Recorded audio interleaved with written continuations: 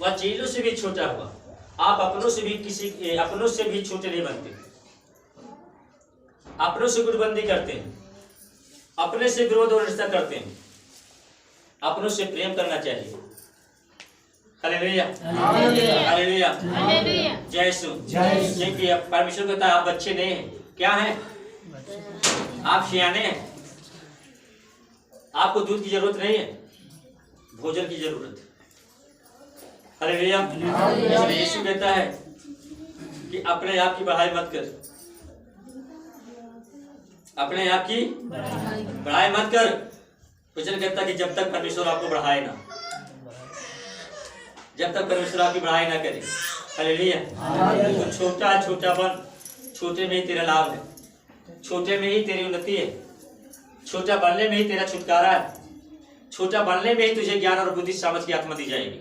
जब बड़ा बनेगा तुझे कुछ नहीं मिलेगा। इसलिए यीशु अपने पिता के बारे में बोलता है, पिता यीशु अपने पुत्र के बारे में बोलता है। उत्तम शिक्षक मतलब यही होता है कि जो उत्तम शिक्षा है, जो उत्तम बातें हैं, जो उत्तम समझ है, जो उत्तम बुद्धि होता है, जो उत्तम ज्ञान होता है, जो उत्तम की बातें होती हैं, किसी और में नहीं, प्रभु यीशु मसीह में। किसमें? प्रभु यीशु मसीह में। उसके चरणों को पकड़ लीजिएगा। Hallelujah, hallelujah. दीन बन जाइएगा, छोटा बन जाइएगा। अपने पिता यीशु के सामने आंसू बहाएं। प्रभु यीशु मसीह आपके आंसू पोंछने के लिए तैयार है। उसने कहा कि मेरा हाथ इतना छोटा नहीं कि मैं तेरा उद्धार न कर सकूं। उसने कहा कि मेरा हाथ बहुत बड़ा है। यदि आपको विश्वास है कि उसका हाथ बहुत बड़ा है तो उसके दामन को पकड़ लो ना, मत छोड़ो। पकड़ने से पहले अपने आप को देखो, हमारे अंदर क्या है, क्या गुण है, क्या बुद्धि है, क्या विचार है, क्या लालसा है, क्या घमंड है, क्या इच्छा है। यदि संसार की कुछ भी वस्तु आपके अंदर पाई जाती है तो सबसे पहले उसे निकालो, फिर परमेश्वर के पीछे दौड़ो। जब तक आप उसे नहीं निकालोगे, परमेश्वर के पीछे दौड़ने में आपको कोई लाभ नहीं, नुकसान है बल्कि। इसलिए अपने आप को जांचो। क्या करना है? जांचो। कैसे जांचोगे आप? अपने आप को जांचो। देखो, सर से लेकर पांव तक, सर से लेकर पांव के नाखून तक कोई कमी तो नहीं है, कोई दाग तो नहीं है, कोई घाव तो नहीं है, कोई जख्म तो नहीं है, कोई अंग सूखा तो नहीं है, किसी में दाग तो नहीं है। पहले जांच लो। कहीं भी दाग है, कहीं भी जख्म है, कहीं पर घाव है, कहीं भी कुछ है, तो पहले उसे क्या करना है? आपको साफ करना। जब तक आप नहीं साफ करोगे, मैं सच कहता हूं कि आप अधूरे जन्म लिए। Hallelujah, hallelujah. इसलिए सच पौलुस ने कहा कि मैं अधूरा जन्मा हुआ व्यक्ति हूं, फिर भी मैं उनसे आगे हूं। अधूरा का मतलब उसकी आधी उम्र चली गई थी, उसके बाद उसने जन्म लिया। किसमें? प्रभु में जन्म लिया। आधी उम्र चली गई, आधे में वो जन्म ले लिया। जवानी में उसने दूसरा जन्म पाया। जवानी में अपने आप को मालूम है त्याग कर एक नए सिरे से जन्म ले लिया।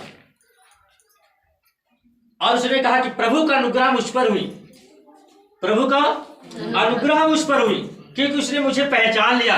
सर पहले उसने नहीं पहचाना था, आपने यीशु को नहीं पहचाना था। यदि आप कहें कि मैं यीशु को पहचानता हूं तो सबसे बड़े आप झूठे हैं।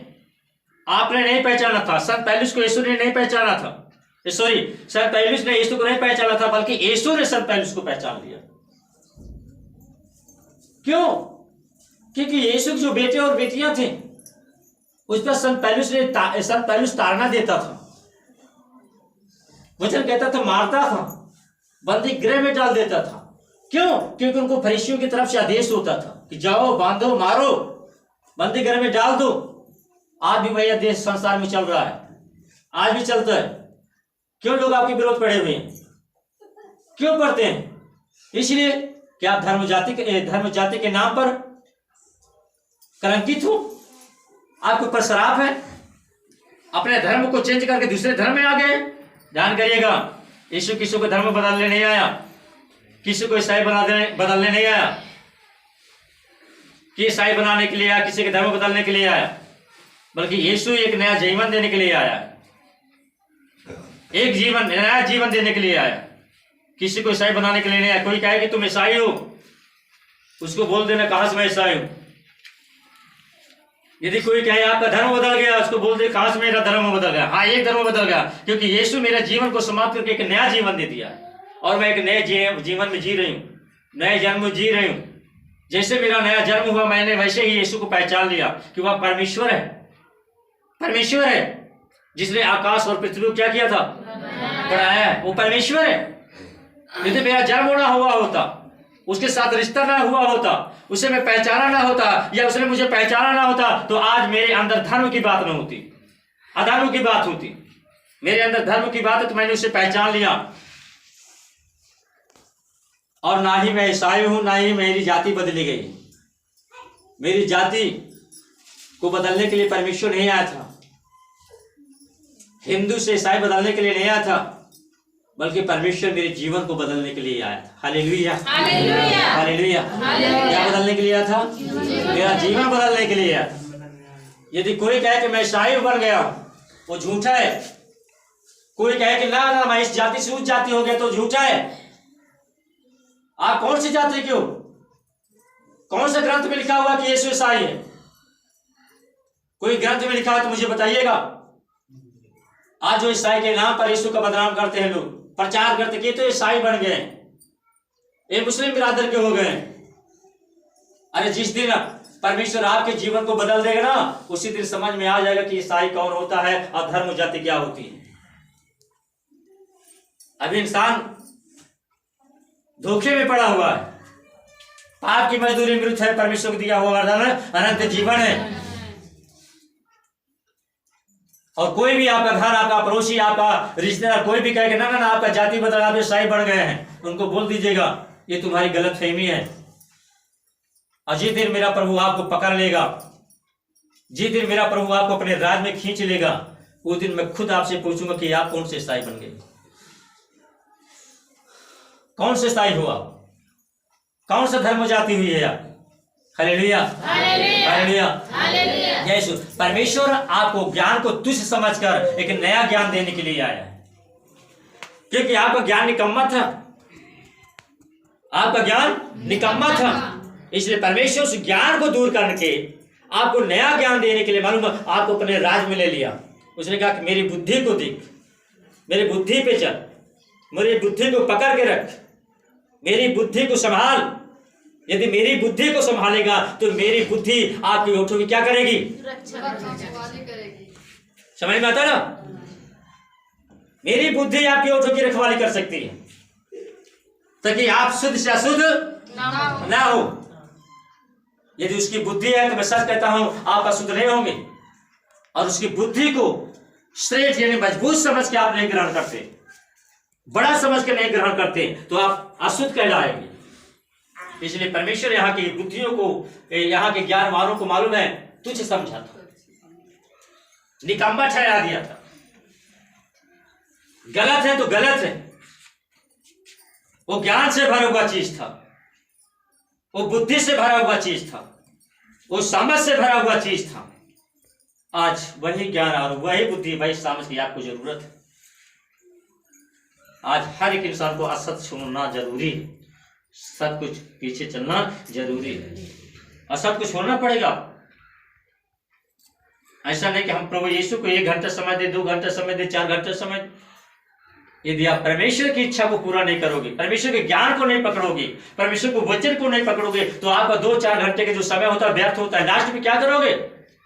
यही कहोगे, यीशु यही कहेगा कि मैं तुझे पहचानता नहीं, मैं तुझे जानता नहीं। उस समय क्या करोगे? पछताओगे, मैंने 2 घंटे समय दे रहा था, 4 घंटे समय दे रहा था, 8 घंटे समय दे रहा था, मेरा सारा समय व्यर्थ हो गया। इसलिए उसने कहा था व्यर्थ में मेरा नाम मत लेना, जो तेरे मन में वही होना चाहिए। उसने कहा कि हे सांप के बच्चों, तुम्हें किसने मोह लिया कि आने वाले समयों के बाहर आओ। उनको पता था कि मन में कुछ और है इनके और मुख में कुछ। दिखने में तो भोले होते हैं, दिखने में तो भोले होते हैं, लेकिन मन से कड़वे होते हैं, मन से कड़वे होते हैं। जो दिखने में भोला होता है उसके अंदर बहुत बड़ा जहर होता है। Hallelujah hallelujah. दिखने में भोला नहीं, अंदर से भी भोला होना चाहिए। जो अंदर से भी भोला होता है, बाहर से भी भोला होता है, वही तो दयावंत, वही दयावंत। जैसे कि यीशु अंदर से भी भोला था और बाहर से भी भोला था, और संसार का दयावंत बने निकला। समझ में आता ना? हाँ? वो अंदर से भी भोला था और बाहर से भी भोला। आज इंसान देखने के लिए बाहर से भोले बनते हैं और अंदर से कठोर होते हैं। हालेलुया। हे सांप के बच्चों, हे करात के बच्चों, क्या है कि शीशे जैसे चिकने और पलट कर देखो तो सारा चेहरे नहीं दिखाई दे रहा, धप्पा लगा हुआ। इसलिए परमेश्वर की जो अनुग्रह होता है वह किसी और के लिए नहीं आया, सिर्फ मनुष्य जाति के लिए आया। वह यीशु सब अपने 12 चेलों के सामने, ध्यान करिएगा, उस समाज में जाकर धुल सकता था, भीड़ में जाकर धुल सकता था, लेकिन उसे पता है कि मैं किसी को दिखाने के लिए नहीं आया। ऐसा नहीं कि चौराहे पे जाकर मैं प्रचार करूं, देखो सुनो मैं पिता की ओर से आया हूं, मेरे पीछे चलो, मैं बड़ा विद्वान हूं, बड़ा ज्ञानवान हूं।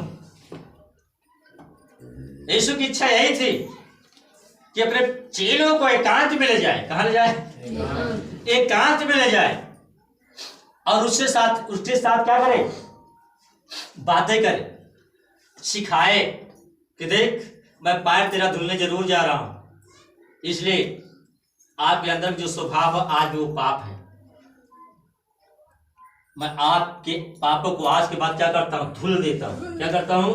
धुल देता हूं, ताकि आप शुद्ध किए जाओ, आप शुद्ध हो जाओ, पवित्र हो जाओ, ताकि दोबारा तुम पर कोई दोष लगाने वाला ना रहे। हालेलुया हालेलुया यीशु। इसलिए उसने अपने चेलों का पैर धुला, छोटा बन गया। आज चेले भी, वचन यही कहता है कि जैसे यीशु छोटा बनकर पैर धुला था, वैसे चेले आज मालूम है संसार के लोगों से छोटा बनकर परमेश्वर को वचन बांटना चालू कर दिए थे। चेले कभी किसी के सामने बड़े नहीं बने। बाइबल खोलिए, उसमें लिखा होगा कि संत पहलुस भी, सिलाज भी क्या थे? छोटा बना, पतरा छोटा बना, और चेले छोटे बने। लोगों के बीच में गए, घातक हुए, उन पर हमला हुए, उस पर मारे गए, लोग बेइज्जती की गई, लेकिन वचन यही कहता कि चेले कभी बड़े नहीं बने। क्या थे? छोटे थे। यीशु पैर धुल दिया, उनको मन का दीन बना दिया, मन का दीन बना दिया। और इससे पहले आपको और एक बात बता देता हूं, जब तक यीशु चेलों को पैर नहीं धुला था, कोई मन का दीन नहीं था, क्योंकि आपस में कुछ बंदी कर लेते थे, मैं बड़ा बनूंगा, मैं है, मैं वो है, मैं है, मैं वो। लेकिन जिस दिन से पैर धुला तो उसी दिन से 12 चेले मन के दिन हो गए, मन के दिन हो गए। यहूदा ठीक था, पकड़वाने वाला था, ठीक था, लेकिन उसके अंदर भी दीनपन था। कब किसी से झगड़ा किया था? चोरी करता था। ये तो वचन कहता कि वो चोरी करता था, वचन बता रहा कि चोरी करता था। ये कोई और नहीं, परमेश्वर खुद कहता कि थालियों में से वो निकाल लेता था, है ना? हालेलुया। उसकी लालसा थी, इसलिए परमेश्वर उसके मन और उसके विचार को पहले से जान गया था और देख भी लिया था। इसलिए मालूम है उसे पकड़वाने वाला ठहरा दिया। वो चाहता किसी और को ठहरा देता, लेकिन उसी को ठहरा, क्योंकि वह नियत का क्या था? साफ नहीं था, मन का खोड़ था। हालेलुया। उसके अंदर दाग था, और दाग की चीज का था पता है? हाँ? लालसा की दाग थी। किसकी? लालसा की दाग। और किसी का सोचो कि घमंड या ईर्ष्या, किसी की विरोध या कोई पाप, एक कुछ नहीं था, सिर्फ लालसा का पाप था उसके अंदर, लालसा का पाप था, और वह लालसा उसके अंदर चल रही थी। हालेलुया। इसलिए मुख्य बोला कि मुझे 30 सिक्के चाहिए, 40 सिक्के चाहिए। लोगों ने मालूम मोल तोल नहीं किया, क्या किया? हाँ कर लिया। क्या कर लिया? हाँ कर लिया। यीशु वचन कहता है कि यीशु क्रूस पर चढ़ाया गया था, सच है। यीशु ये भी कहता है कि जब मैं क्रूस पर चढ़ाया जाऊंगा तो लोग, मालूम है, लोग मेरी ताड़ना देंगे। वचन यही कहता कि उस समय जब उस अदालत का समय था, उस न्याय का समय था तो क्रूस पर चाहे कि मालूम है जिंदे पैर हाथ तोड़ देते थे, मानने नहीं देते थे। एक सजा थी फरीसियों की ओर से, ये सजा थी कि लोगों को पहले मारे और कूटे, क्रूस की सजा दे, और जब क्रूस पे चढ़ जाते थे तो मारने नहीं देते थे। पहले क्या करते थे? टांगे तोड़ देते थे। टांगे तोड़ने के बाद, हड्डियों को तोड़ने के बाद वो मारे या कुछ भी करे उसी पे मर जाए। ऐसा यीशु के भी साथ हुआ था। वचन कहता जब यीशु को लटकाया गया था और जो दो डाकू थे, और जब हड्डियां तोड़ने के समय आया तो जब एक के पास गया तो उनकी हड्डी टूटी गई, तोड़ी गई, लेकिन दूसरे का नंबर नहीं लगाया।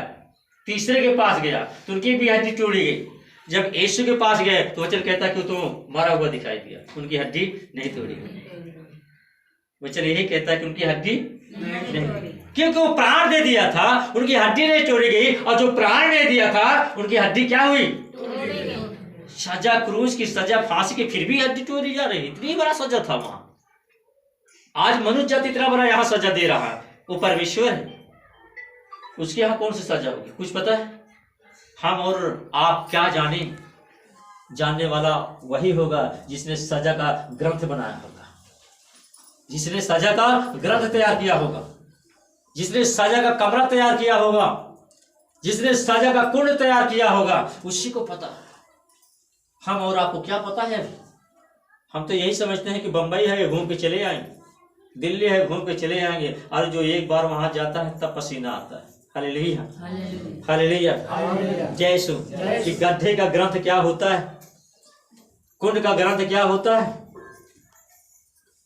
उस समय मरने नहीं देते थे जान से, और हड्डियां तोड़ देती थी। सजा भी और ऊपर से हड्डियां भी तोड़ना पड़ता था, तुड़वाना पड़ता था। हालेलुया, हालेलुया, जय यीशु, जय यीशु। परमेश्वर को वचन जीवित है और जीवित बुद्धि श्रेष्ठ है। बुद्धि श्रेष्ठ, श्रेष्ठ मतलब अच्छा है। हमें उस बुद्धि को पकड़ना चाहिए, बुद्धि के पीछे चलना चाहिए। परमेश्वर हमसे प्रेम करता, क्या करता है? प्रेम करता, क्योंकि वह दया का सागर है, अनुग्रहकारी है। उसने कहा कि हे सब परिश्रम करने वाले, बोझ से दबे हुए लोगों मेरे पास आओ, मैं तुझे विश्राम। यदि वह आपसे प्रेम न करता तो क्यों आपके पास बुलाता? वचन यही कहता कि क्यों बुलाता वो आपको? यदि आपको छुटकारा न देता तो आपको अपने पास क्यों बुलाता? आपको अपना ना बनाना होता तो आपको अपने पास क्यों बुलाता हो? इसलिए कि आप खो गए थे, आप खो गए थे। परमेश्वर आपको ढूंढने आया, यीशु आपको ढूंढने आया, ताकि परमेश्वर आपको खोजकर उन खोए हुए जगह से बाहर निकाले और स्वर्ग का रास्ता दिखा दे, ताकि आप भटके नहीं बल्कि सीधा परमेश्वर के पास जाए। उसने कहा सत्य और मार्ग और जीवन, सत्य और मार्ग और जीवन। परमेश्वर कहता है कि सत्य भी मैं हूँ, मार्ग भी मैं हूँ और जीवन भी। परमेश्वर जीवन लेके आया, मनुष्य का रूप लिया और वह जीवन आप में है, वो जीवन आप में। उस जीवन को बनाए रखें, आप बचाए रखें। Hallelujah, hallelujah. जैसे सर पहले उसने कहा कि मैं अधूरा जन्म लिया हूँ। यदि आप भी अधूरा जन्म लिए हैं तो जो पूरी जिंदगी आप आज आपकी बाकी है उसको सत्य में क्या करें? लगा दें, सत्य में लगा दीजिए।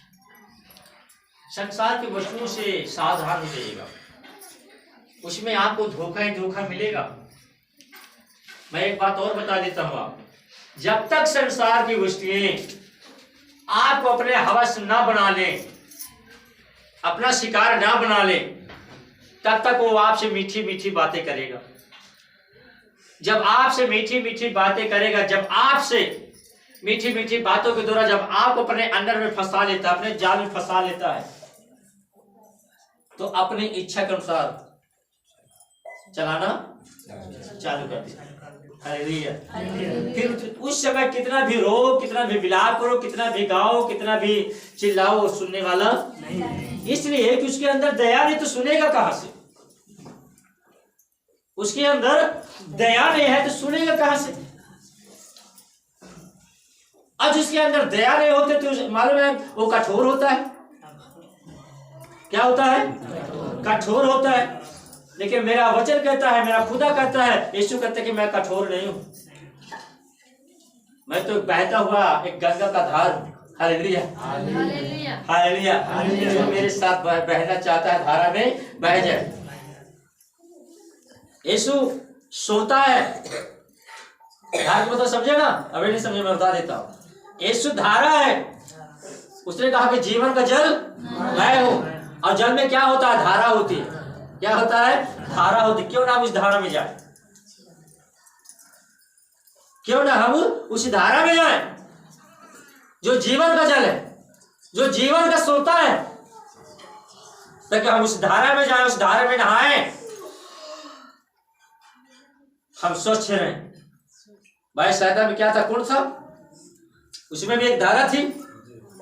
फिर वचन कहता कि लोग डुबकी लगाते थे, अच्छे होते थे। डुबकी लगाने से अच्छे होते थे। हालेलुया। मैं सच कहता हूं, आपको डुबकी लगाने की जरूरत नहीं है। यदि उस धारा के पास आप जाएंगे, वो धारा आपके पास खुद चल के आएगी और अपने अंदर आपको क्या करेगी? लपेट लेगी। आपके मैल को क्या कर देगी? खड़े रहे, चट्टान पे खड़े रहे, धारा चल के आएगी। उस भूमि पे खड़े रहे, धारा चल के आएगी। हालेलुया, हालेलुया, जय यीशु, जय यीशु। कोई भी चट्टान पे खड़े रहे, पुकारे कि धारा चल के आए, मेरे मैल को धो दे, मेरे वस्त्र को धो दे। सच कहता हूं, धारा आएगी, आपके वस्त्र को क्या कर देगी? धो देगी। जिस चट्टान पे खड़े होंगे, वो चट्टान कोई और नहीं, परमेश्वर होगा। वचन कहता है कि मूसा भी चट्टान पे लाठी मारा, क्या निकला? धारा निकली। धारा निकला। धारा निकला। धारा आपके पीछे नहीं छोड़ेगी। समझते ना? धारा पीछे नहीं छोड़ेगी। आपको चाहिए कि हम धारा के पीछे चले, बस धारा आगे आगे रहेगी। ये निश्चित है, लिखित बात। धारा परमेश्वर है। वो धारा को पकड़ के चलेंगे, कभी सूखने वाले नहीं बनेंगे। क्योंकि धारा में से मालूम है ऑक्सीजन आपको मिलेगी। कौन सी ऑक्सीजन? मन्ना की है, मन्ना की। खाओ पियो तृप्त रहो। हालेलुया, हालेलुया, हालेलुया, जय यीशु, जय यीशु, जय यीशु। उसी बुद्धि का 8वां कोई पढ़े, नीति वचन का 4 का 8वां पढ़े कोई? उसकी बढ़ाई करवा तुझे बढ़ाए। आहा, क्या लिखा हुआ है? उसकी बढ़ाई करवा तुझे बढ़ाए। किसकी बढ़ाई करोगे भाई? आज जब उसकी बढ़ाई करोगे तो क्या करेगा? आपको कहाँ बढ़ाएगा? छोटे से बड़ा करेगा क्या? हालेलुया, बैठ जाए। उसकी क्या लिखा हुआ है? उसकी बढ़ाई कर, उसकी बढ़ाई कर, फिर वह तेरी बढ़ाई करेगा। अपनी बढ़ाई मत करना। इसलिए आपको मैं पहले चेतावनी दिया था। एक कलीसिया है, ये परमेश्वर का चर्च है। इस चर्च में परमेश्वर का छाप होता है। ये चर्च परमेश्वर की देन होती है और इस चर्च का सर मसीह होता है। समझ में आया ना? हालेलुया। हम आज इस चर्च में अपनी बात नहीं करते और न किया है न कभी करेंगे। इससे पहले कि वचन हो, और वचन से पहले मैं आपको बताया था कि बहुत से भक्त देवता, झूठे भक्त देवता जगत में आ खड़े होंगे, बड़े बड़े भविष्यवाणी करेंगे, बड़े बड़े चिन्ह दिखाएंगे। यीशु कहता है उनके पीछे मत हो लेना, परंतु वे चिन्ह हुए कि क्या कर देंगे? भरमा देंगे, भरमा देंगे। हालेलुया। काले से गोरे कर देंगे, गोरे से क्या कर देंगे? ताकि आपका विश्वास बढ़ जाए। अभी बताया था ना कि पानी मुंह में बांधना और फुहारा देना, कुर्सी को उठाना और हवा में लोगों की प्रार्थना करना, ऐसा तो पूरे लेख में उत्पत्ति से लेकर प्रकाशित तक नहीं आया। यीशु भी वचन के अनुसार जब चल फिर कर लोगों को चंगाई दे रहा था, चल फिर कर यीशु ने मुर्दों को जिंदा किया था। ऐसा नहीं कि यीशु कहीं सुसमाचार दे रहा और लोग जाए कहते कि यीशु मेरा ये खत्म हो गया, मेरा वो खत्म हो गया, मुझसे बोल दो और वह जिंदा हो जाए। आज पूरे बाइबल में आप ढूंढेंगे थक जाएंगे, लेकिन ये नहीं लिखा होगा कि यीशु अपने ही घर में बैठ के लोगों को बोल दिया कि जा मुर्दा जिंदा हो गया।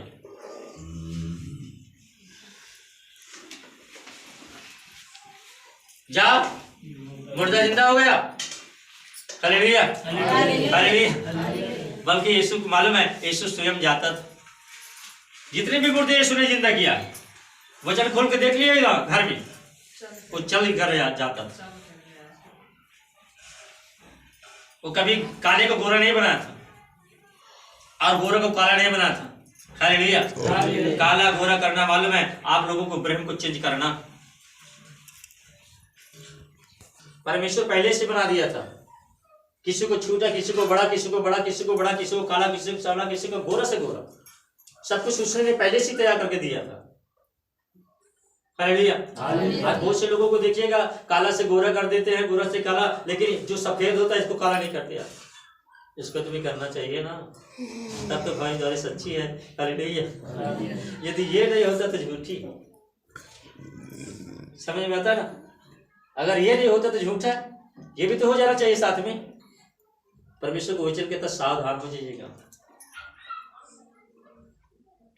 बाइबल आपके पास, परमेश्वर कहता वचन मेरा तुम्हारे पास है। जो वचन कहता